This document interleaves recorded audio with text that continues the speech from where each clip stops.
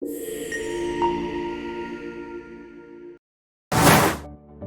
everyone, welcome to today's accounting lesson. In this video, we are going to learn about one of the most important topics in inventory management, which is inventory valuation using the Fifo method in a perpetual system. You will learn how business record and value their inventory when price change over time, and how the Fifo methods, which mean first in first out, help maintain accuracy and consistency in financial reporting. Get ready to see how every purchase and sales affect the inventory step by step. So, prepare your notes, open your mind, and let's explore the world of Fifo in the perpetual inventory system together. What is the Fifo method? Fifo stands for first in first out. It is a method of inventory valuation where the items that are purchased or produced first are also the first one to be sold.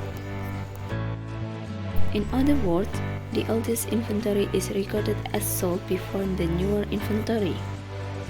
This method helps companies match all their costs with current sales, which give a more accurate picture of profit when prices are stable.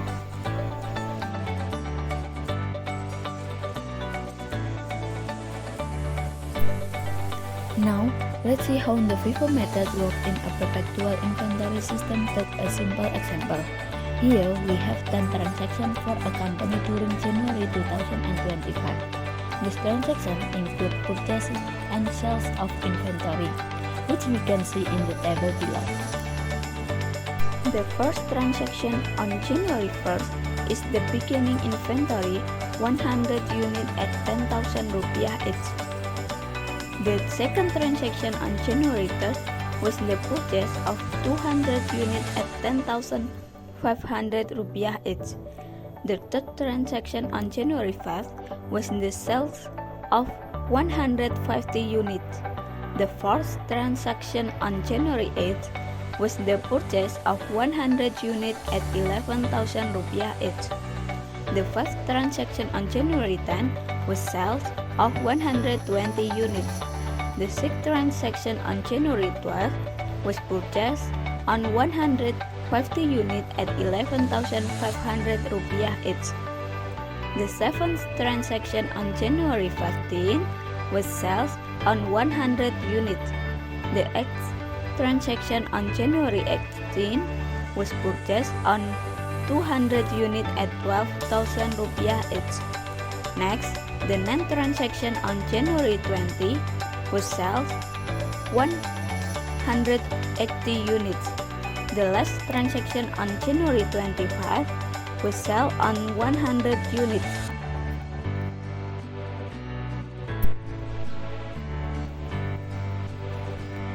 Now, let's start creating the perpetual inventory card using this transaction. First, we can prepare the inventory card in advance.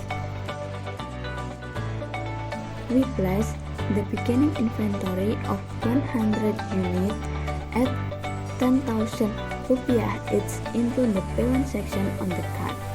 This becomes our starting point before any purchase or sales take place. When we move to January 3rd, we record the purchase of 200 units at 10,500. Because this is a purchase, the quantity and the cost are added as a new inventory layer. The balance now contains two layers, the original 100 units at 10,000 and the new 100 units at 10,500.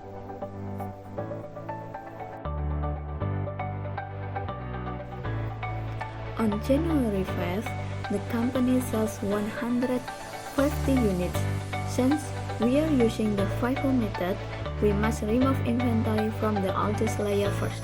Therefore, all 100 units from the beginning inventory are taken out, and the remaining 50 units come from the January 3rd purchase. we record this amount in the cost of goods sold section and then adjust the balance, which now shows 150 units remaining from the January 3rd purchase. Next, on January 8th, we add a purchase of 100 units at 11,000. This creates another layer in the inventory balance. The following transaction on January 10th is a sales of 120 units. Again, we apply FIFO, so all 120 units are taken from the all layer available, which is the stock price at 10,500. After removing this unit, the balance now shows 30 units at 10,500 and 100 units at 11,000. On January 12th, we record a purchase of 150 units at 11,500, adding another cost layer to the balance. Then, on January 15th, there is a sale of 100 units.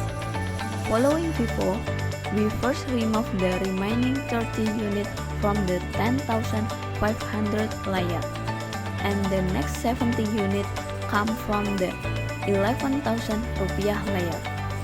After updating the card, the remaining balance consists of 30 units at 11,000 and 150 units at 11,500.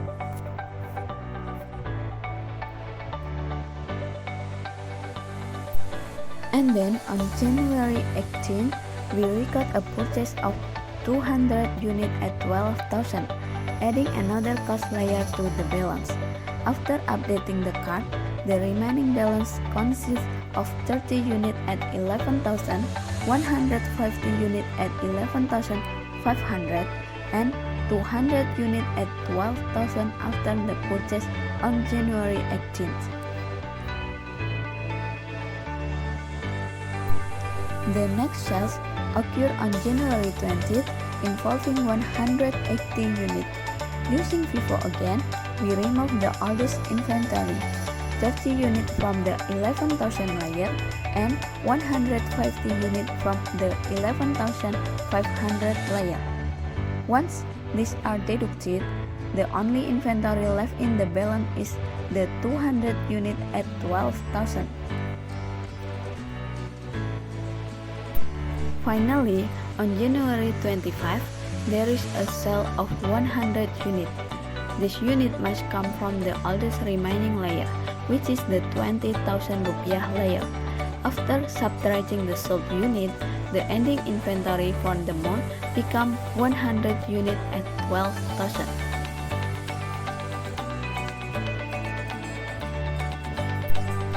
By completing each of these steps carefully, the perpetual inventory card shows a clear and continuous record of how inventory enters, left, and remaining in the company throughout the month. This method is especially useful because Fifo ensures that all the costs are always matched with yearly sales, resulting in accurate and transparent reporting. After learning about the Fifo inventory valuation method, let's discuss the advantages and disadvantages of the Fifo method. Let's look at the advantages of using the Fifo method. First, Fifo is simple and easy to understand. Second, it shows the measuration cost of inventory on the balance sheet, which makes the inventory value more realistic. Third, when prices are rising, Fifo shows higher profit because the older, cheaper items are recorded as sold first. However, Fifo also has some disadvantages. When prices increase, the cost of goods sold will be lower and profit will look higher than it really is. This can lead to higher tax for the company. Also, Fifo may not reflect the actual flow of goods for all types of business, especially those that sell perishable items or have fast-changing products.